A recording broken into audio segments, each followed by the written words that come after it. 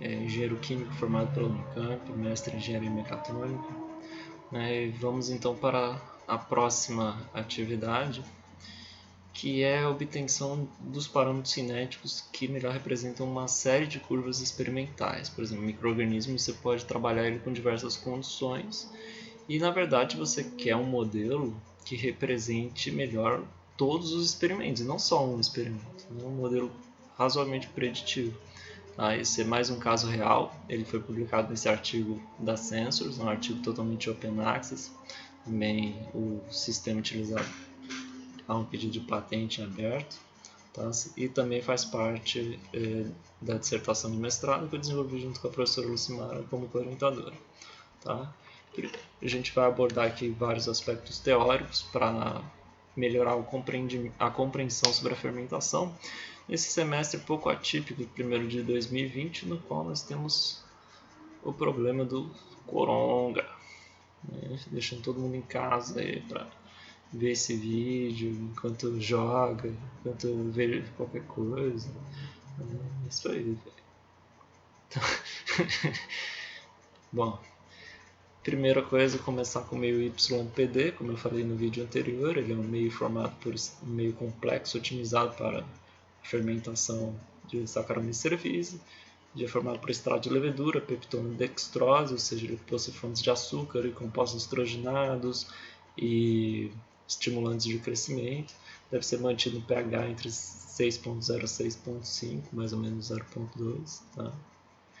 E uma coisa que talvez vocês não tenham visto no material com detalhe, mas tem no livro da Pauline Dora, é um sistema muito interessante, principalmente para micro-organismos mais complexos, que é o bioreator do tipo perfusão.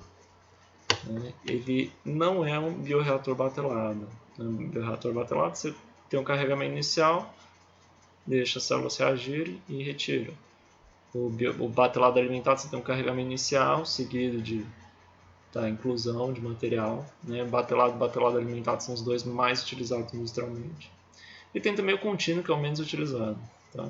No sistema de perfusão, ele lembra bastante o batelado. Você tem essa chamada câmara de perfusão, que é uma câmara mecanicamente separada, na qual você separa mecanicamente as células do meio externo. Então você continuamente adiciona meio de cultura fresco, retira meio de cultura consumido e com metabólitos tóxicos e com produtos de interesse e mantém as células ali, por meio de um filtro, uma membrana. Ele também é chamado de feedback interno de biomassa. O problema dele é que se você botar muita massa, as células crescerem muito, elas vão entupir e você vai ter que descarregar a câmara de perfusão. Mas ele é bastante interessante do ponto de vista de que as células podem manter a concentração aqui constante de substrato. Tá? Lembre-se disso, concentração constante. Ou seja, ele impede que haja carência ou esgotamento dos nutrientes, ao mesmo tempo que evita o acúmulo de produtos tóxicos e possivelmente inibitórios. Certo?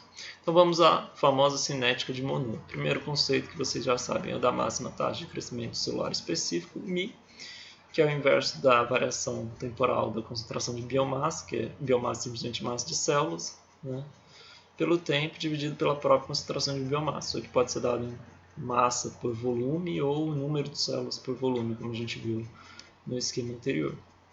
Certo? E aqui nós temos o modelo de Monod, no qual nós temos a máxima taxa de crescimento celular específico, a concentração de substrato e a constante de Monod. Do ponto de vista matemático, você pode ver que o μ máximo é como um ganho, ele te dá o máximo patamar que essa taxa alcança, enquanto que a constante de Monod ela representa uma espécie de tempo de resposta. Ela altera a inclinação da curva. À medida que você vai variando a taxa de Monod, variando a constante de Monod, essa curva vai crescer mais ou menos devagar. Quanto maior essa constante, maior vai ser esse denominador, ou seja, menor vai ser o valor total. Então, menores constantes, crescimento mais rápido. Tá? O S é a concentração de substrato. Bom, qual é a questão? Esses modelos eles são muito importantes para nós planejarmos a produção, etc. Porém, eles têm uma série de incertezas elevadas. A primeira delas é que esse modelo considera que a população de células é uma coisa homogênea, e não é. Tipo, isso é equivalente a dizer que as pessoas são iguais, né? Se a pessoa fosse uma célula, e não é. Cada célula é uma entidade própria, com um complexo proteico próprio, com uma realidade própria, um ambiente, um microambiente próprio. Então, assim, essa é a primeira incerteza. A segunda é a incerteza associada aos mecanismos moleculares de formação. Nessa equação tem uma hipótese implícita de que existe um ciclo metabólico específico que converte um substrato específico em produto. E não é bem assim.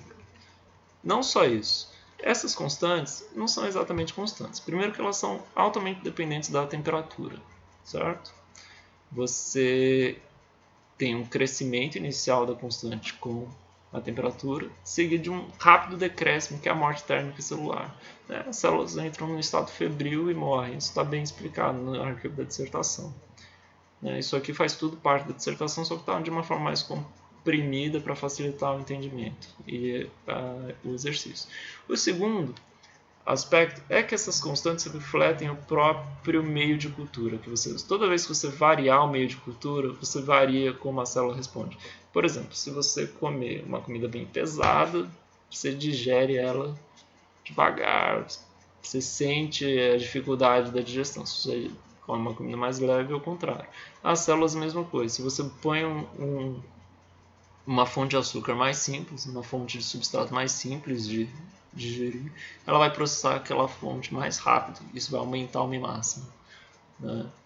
Já se você coloca duas fontes de substrato, ela primeiro processa mais simples, depois a outra. Certo? Então, e fora o seguinte, se você trabalha com biomassa, com compostos de origem, sei lá, vegetal, diversos, não compostos químicos de alta pureza, você tem, por exemplo, biomassa, você tem alta variação de nutrientes entre uma safra e a outra. Então a composição química do seu substrato varia. Sendo assim, a célula vai responder de uma forma diferente. Como a gente viu no vídeo anterior, também tem a questão da otimização dos complexos proteicos. Então, à medida que as células vão passando por sucessivos ciclos de fermentação, elas também vão evoluindo, vão melhorando seus complexos proteicos, seu ciclo metabólico de absorção daquela biomassa, isso tende a aumentar o máximo. Isso significa o quê? Que, como esses parâmetros são função da temperatura, da composição do meio de cultura e variam com o tempo pela própria natureza da célula, é importante que eles sejam sempre constantemente recalculados, né? Para você poder ter uma produção razoável, uma produção bem planejada. Né? Então, os resultados que você obtém na literatura, eles são boas aproximações iniciais, para você fazer um planejamento inicial, para você fazer simulações iniciais e comparar com os resultados do seu micro-organismo. Certo? Fora que, como eu disse no vídeo anterior, muitas vezes é difícil de você medir a concentração de células em específico. Muitas vezes, principalmente em processos industriais, você consegue ter apenas leituras laterais, por exemplo, uma estimativa da concentração de substrato.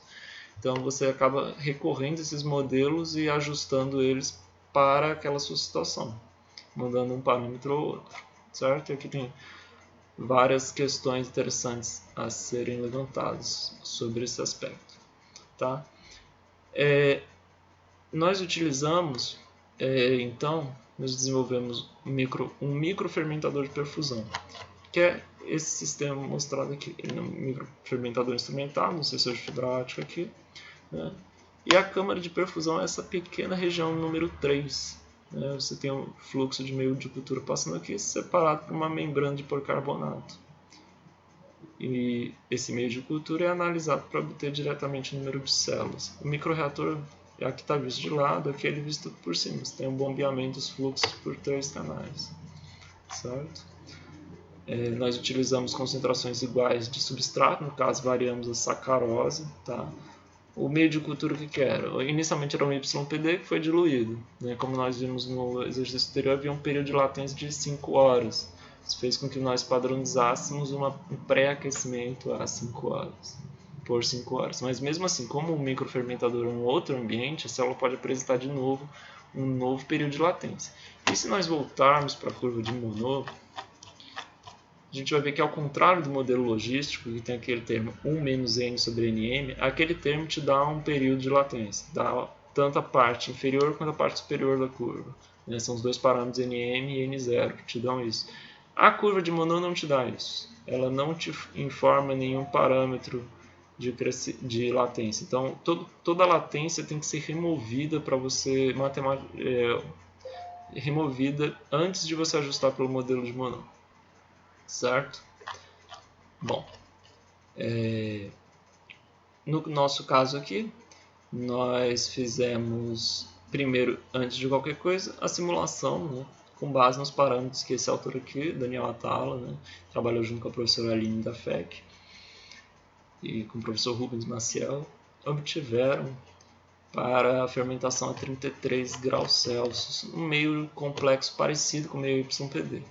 Eles obtiveram essa, se nós simularmos para os parâmetros que eles obtiveram, tem essa curva aqui, onde vocês veem que com 30 gramas por litro já está um belo excesso aqui de substrato. Tá? Então, o que acontece? 43% da variação total esperada no Mi, ela ocorre para concentrações inferiores a 2,5. Mas são concentrações que não representam os processos industriais reais. Né? A gente tem aqui alguns valores de processos reais para vocês utilizarem como exemplo. Então, assim, do ponto de vista prático, não é interessante testar valores menores que 2,5, até porque, dentro dessa faixa, você teria competição com os açúcares, a destrose e a peptona, né, as fontes nitrogenadas, remanescentes do próprio YPD original. Né? Então, a gente definiu fazer experimentos com concentrações de 2,5 até 30 gramas por litro de sacarose, cobrindo essa curva toda aqui. Certo? E, como eu disse, a curva de 30 graus representa a situação de excesso de substrato. E as microcâmaras, porém, elas têm um volume muito inferior ao que foi utilizado para o experimento em batelada. Certo? Então, o exercício proposto aqui, que eu não vou fazer passo a passo dessa vez, porque ele é muito complexo, é o que? Aqui nós temos os dados experimentais. Certo? Verifique se há uma nova fase de latência, determine o máximo crescimento celular específico. Tá? A constante de Monod, na prática, você descobre que ela é um parâmetro menos sensível a variações, principalmente variações térmicas. Então, nós utilizamos aqui, nós mantivemos a constante de Monod no mesmo valor que os autores obtiveram, que é 4,1 gramas por litro, para o meio semelhante. Tá? Apresente a comparação entre o modelo e os dados experimentais. Da mesma forma aqui, nós temos no caso splines retos para indicar a curva, são guias da visão, mas vocês podem ver que os dados experimentais são sempre representados por pontos. Tá? Esses parâmetros aqui do lado estão relacionados ao parâmetro óptico, parâmetro físico que o sensor de fibra óptica detecta, que é correlacionado a isso aqui. Tá? É recomendável a construção de algoritmo de otimização. Né? Por quê? Porque os algoritmos tradicionais de otimização, olha o tanto de dados que esse experimento contém. Né? Então, aqui na tabela. É um volume bem grande de dados. É um problema altamente não linear. Né? E os dados são relacionados um com o outro. Então, o melhor jeito é você construir o seu próprio algoritmo. A gente vai fazer um algoritmo bem simples aqui. E tem em termos racionais, podem ser infinitas soluções. Tá? O microfermentador é de perfusão. Significa o quê? Significa que tem uma facilidade para resolver a equação de Monod, que é o fato de que a concentração de substrato é sempre constante. Né? Essa concentração aqui. Os valores de Mi máximo reportados vão de tipicamente 0,17 a 0,50. E como que a gente resolve então as equações diferenciais disso? Né? Porque a equação de Monod em si, ela não te dá uma variação temporal, ela te dá a relação entre o Mi e a concentração de substrato. Mas o Mi está relacionado à variação temporal de células aqui. Então a gente tem que essa equação aqui é igual a essa, certo? Logo, o dx/dt, que é a variação da biomassa pelo tempo, vai ser igual a isso aqui. Tá? A gente pode resolver isso aqui pelo método de Runge-Kutta de quarta ordem, você pode resolver pelo Euler. Aqui eu vou mostrar a planilha feita por Runge-Kutta, dá mais precisão. E porque funciona bem no caso.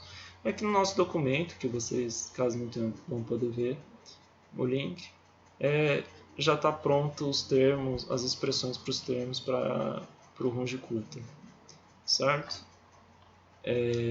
O passo P aqui é o passo que nós vamos adotar. Como a gente está falando uma escala de horas, um passo de 0,1 costuma dar bons resultados.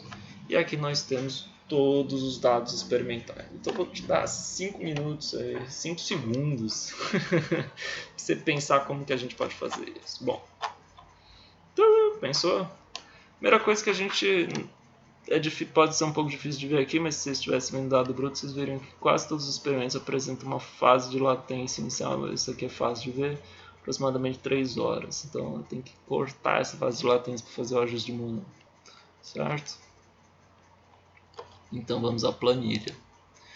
Vou mostrar primeiro a primeira planilha para 30 gramas por litro. Como eu disse, é sempre uma boa prática você copiar as equações, tá? E aqui estão os dados experimentais ali. Eu aconselho você, se você for fazer de fato o exercício, coisa que 99% dos que virem isso não fará, mas isso não é problema meu. Eu aconselho você faz uma aba, por exemplo, essa aqui é a aba de 30 gramas por litro. E depois você copia essa aba várias vezes, né? 25, 20, copia essa aba depois de resolver um, porque aí você simplesmente muda o parâmetro de entrada, vocês vão entender. Né? Porque eu coloquei aqui tempo e a biomassa em cada caso, o KM é 4.10, o Mi máximo que você chuta, a concentração do substrato utilizado e o passo que você vai utilizar. Dado isso, você tira a fase de latência, que é essa fase aqui, tá? E considera o primeiro ponto aqui, o 3 horas, como zero. Então você pode ver aqui que a célula está referenciada justamente no 3 horas. Tá? E mantém os seguintes. E aí você cria uma coluna para simular a equação de Monod, o valor cinético da equação de Monod, que é esse valor aqui. Né? Você vai ter o tempo, né? O tempo seguinte é o tempo mais o passo, né, em horas. Aí você vai ter que o primeiro valor, logicamente, é o zero. Você põe o valor inicial. O valor K1 é o da fórmula aqui, né, o que prevê o passo, vezes a concentração de células, vezes o Mi massa, vezes o S sobre Km mais S. Tá? O K2, K3 e K4, de acordo com a mesma coisa. Então você vai ter o termo Xn mais 1, né, previsto pelo modelo de Runge-Kutta, vai ser o quê? Vai ser o Xn mais 1/6 da soma aí dos Ks, lembrando que 2 deles são multiplicados por 2, outros não. Certo? Você vem aqui na célula de baixo, então, e copia o Xn mais 1. E referencia o Xn mais 1. Lembrando que sempre nos Ks, você trava a célula com F4 com os valores de substrato. Por quê? Porque o valor de substrato é constante. Essa é uma vantagem do modelo de perfusão, do reator de perfusão, para você obter dados experimentais sobre o micro-organismo, sobre o comportamento cinético do micro-organismo. Você facilita a resolução matemática dos modelos. Por quê? Porque você trata como uma constante, você trava ele. Isso facilita muito a resolução da equação diferencial. Aí você vem aqui e puxa para baixo esses todos. Aí você tem todos eles aqui. Aí você pode selecionar aqui e clicar no quadradinho para formar toda a solução. Tá? Aí você vai ter o gráfico comparando para aquele modelo. Você vai ter isso para cada um dos dados. Esse aqui é o 20, 15, 10, 5, 2,5, certo? A grande sacada aqui é que você tem que minimizar o erro para todos esses. Então é muito difícil de fazer isso com um solver da vida. Como é que você pode fazer isso, então? Você cria aqui uma planilha auxiliar, tá? Aí você chuta aqui um Mi máximo qualquer. Põe aqui 0.49. Aí você pega aqui, ó, aqui você vai ter os dados correspondentes a 30 gramas por litro. Nota, porém, assim, quando você tiver o erro do modelo, você logicamente vai ter a diferença entre o 0 e o zero predito, o meio e o meio predito. Você não tem uma diferença entre o 0.1 porque você não tem um valor experimental em 0.1. Esse valor só serve para você calcular uma curva mais bonita, né? Uma curva mais precisa, que é o passo do algoritmo de resolução da equação diferencial. Né? Mas assim, os erros são apenas entre o zero, entre o experimental e o predito para cada um. Então lá naquela planilha auxiliar você vai ter aqui o valor experimental que você obteve e o valor ajustado que você obteve. Então você vai ter aqui um desvio ao quadrado para isso. Né? Vai ser o quê? Você pode copiar manualmente ou você pode simplesmente clicar sobre a célula. Aí você vai, por exemplo, aqui a planilha de 30. Você vai lá no 30 gramas na aba do 30 gramas por litro. Né? Pera, deixa eu voltar lá. Você vai na aba correta, por exemplo. Eu vou apagar só para mostrar o procedimento. Que é exatamente a mesma coisa de todos. Aí você vai na aba do 30 gramas por litro e clica aqui na célula. Certo? Você pode fazer isso. Você vai fazer para cada uma, assim, 30 e o 30 ajustado, né? O ajustado mono, 25 para cada um deles. Bom, aí você vai ter um erro, um desvio ao quadrado, que vai ser o quê? Vai ser igual a essa célula aqui menos essa elevado ao quadrado. E você vai ter uma soma de desvios ao quadrado para cada um desses, certo? Para cada um desses você vai ter uma soma de desvios ao quadrado. Então você pega uma célula aqui e soma todos esses desvios. Vai ser o quê? Vai ser a soma de todos esses somatórios de desvio ao quadrado. É a soma total de todos os experimentos. Né? Se você jogar isso no GRG não linear, ele vai te dar um resultado horrível, que de qualquer jeito você pode ver que é muito alto, por um motivo também. Porque as células estão na ordem de 10 a 7, tem o fator de contagem, que de 10 a 7 isso já eleva bastante. Então, qual foi a solução aqui? Um algoritmo de otimização, combinando as células com o conhecimento que a gente já tem. Né? Eu vou mostrar aqui para vocês, explicar linha a linha o algoritmo que eu construí aqui. Tá? Eu clico em macros, né? Você tem que ter a opção desenvolvedor habilitada nas configurações. Eu vou editar aqui para vocês verem como é que ele funciona. Primeira coisa é o que? Ele pega uma variável, determina que uma variável μ é igual a 0,6. Por que 0,6? Porque, como eu mostrei ali, os valores tipicamente vão de 0,17 a 0,5. Então eu falei, eu vou colocar de 0,6 a 0,1. Tá? E aí ele vem aqui nessa mesma planilha, na célula 2,8, que é o que? A célula 2,8 é a linha 2, coluna 8 é a célula do μ máximo. E atribui a essa célula o valor do μ. Tá? Uma vez que ele atribuiu a essa célula o valor do μ, uma coisa que eu não mostrei para vocês, que eu acabei esquecendo, mas é que no μ máximo, todas as colunas do μ máximo, são referenciadas nesse μ máximo aqui. Tá? Em todas as tabelas, o μ máximo está referenciado a essa aba auxiliar na coluna do μ máximo. Todas as tabelas devem estar referenciadas ao mesmo μ máximo. Por quê? Porque dessa forma, quando o algoritmo variar esse valor de μ máximo, ele vai variar todos ao mesmo tempo. Né? Isso sem sobrecarregar a memória do seu computador, porque você está combinando a programação em código com o uso das células. Ele já faz isso automaticamente, isso alivia a memória do seu computador. Tá? E aí você vai definir um desvio inicial. O desvio inicial é o quê? Vai ser o valor que está na célula 11,3, que é linha 11, coluna 3, coluna C. Ou seja, ele testou o valor de 0,6, aí ele tem uma soma total dos desvios.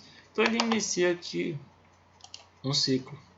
Né? Ele pega, enquanto esse μ for maior ou igual a 0,1. Por quê? Como está entre 0,17 e 0,6, eu defini que eu só quero testar os valores de μ entre 0,6 e 0,1. Né? Assim, eu limito o loop e não sobrecarrego também a memória. Né? Então, enquanto o mi for maior ou igual a 0,1, ele vai pegar aqui na célula e vai dar um valor de mi. E vai armazenar numa variável desvio o valor da soma total dos desvios, que é o valor da célula 11,3. Tá? Se o desvio for menor que o desvio inicial, então, ou seja, ele trocou, se você troca o mi e o desvio é menor, então o mi máximo passa a ser aquele mi e o desvio zero passa a ser esse novo desvio. Tá? A cada ciclo ele vai fazer o quê? Ele vai fazer mi igual o valor do mi menos 0,01. Por quê? Porque sempre os valores de mi são sempre dados com variações na segunda casa decimal. Então eu mandei ele... Como funciona esse algoritmo? Ele dá o primeiro valor 0,6. Tá? E aí ele tem um valor desv0, que vai ser o erro para essa soma, para o erro total de todos os experimentos, quando o mi é igual a 0,6, é o desv0. Tá? No primeiro ciclo, primeira vez, ele vai dizer que a célula 2.8 é igual a 0,6 de novo. E vai, em desvio, vai calcular qual é o valor da célula. Tá? O desvio é menor que o desvio zero? Não, é igual. Então continua tudo igual. Tá? Aí ele faz mi igual a mi menos 0,01. Então agora mi está em 0,59. Certo? Então ele vai na célula aqui 2.8 e grava o valor de mi, 0,59. O desvio, aí ele calcula o desvio para essa célula. Tá? O desvio é menor que o desvio zero? Bom, não sei. Se for, a variável mi máximo passa a ser igual a esse novo valor de mi, 0,59, e o desv0 passa a ser esse novo desv. E ele vai repetindo isso. Repara que eu criei uma variável auxiliar aqui, o mi máximo. Né? No primeiro ciclo, o mi máximo é igual ao primeiro mi.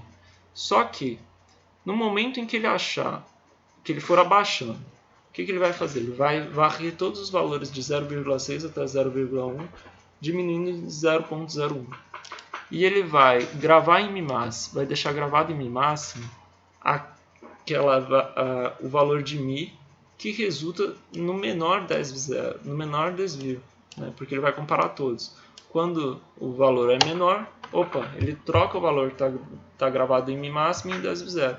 Então ele fica na variável mi máximo, vai ficar ao final desse loop armazenado aquele valor de mi que minimiza o total dos erros para todos os experimentos. E aí, no final dessa macro, ele joga na célula do mi máximo o valor mi máximo que resulta no menor teste. Como a gente combinou aqui a programação em planilha com a programação no VBA, né, e testou um número bem limitado de casos, você, mesmo sendo um algoritmo de otimização baseado no tentativa e erro, que é um algoritmo que muitas pessoas consideram feio e tal, mesmo assim ele não vai sobrecarregar a memória. Nesse caso, não vale muito a pena fazer um tentativa e erro manual, como no exercício anterior, porque você tem muitos experimentos. Você tem, eu acho que 7 experimentos aqui, cada um deles com pelo menos 5 dados, 4 ou 5 dados, o que dá um total de 34 experimentos diferentes que você teria que comparar em conjunto. É mais fácil então você minimizar os erros totais usando a macro. Você pode usar essa mesma macro no caso do algoritmo logístico e talvez até achar um resultado melhor do que você acharia. Tá?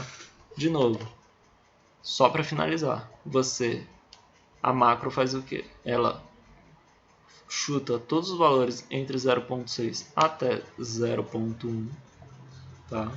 Diminuindo em 0,01. Quando ele acha e aí ele pega e grava em desv0 o valor da soma total dos desvios. E aí ele cria uma variável chamada mi máximo, né, que vai gravar o quê? Se ele vai abaixar em 0,1. Se o desvio ficou menor, então mi máximo é atualizado para o novo valor de mi e o desv0 é atualizado para aquele desvio. E aí o mi abaixo de novo 0.01. No primeiro ciclo do loop nada muda, porque ele testa o mesmo valor, então o valor é igual, mas o mi máximo continua ali. Se, porém, a partir do segundo loop, ele já baixou em 0.59. Então, o que ele vai te dar no final? Vai te dar o valor que minimiza isso tudo. No caso aqui, eu obtive 0.49. Aqui está o gráfico, né, dos ajustados pelos experimentais, que melhor representa o conjunto. Vocês podem ver que para alguns casos ele representa muito bem, para outros ele vai ter um desvio maior. Por quê? Porque é uma série, é um modelo para representar o melhor possível uma série de experimentos, tá? Mas de qualquer forma, o resultado aqui também ficou muito próximo ao resultado do teste em batelado, sendo que aqui a gente tem uma média de 8 experimentos, enquanto que no experimento batelado com excesso de substrato a gente só teve um experimento. Isso faz toda a diferença, certo? Aqui só para vocês verem, se o computador me permitir, esse aqui é o trabalho Full Open Access publicado na Sensors.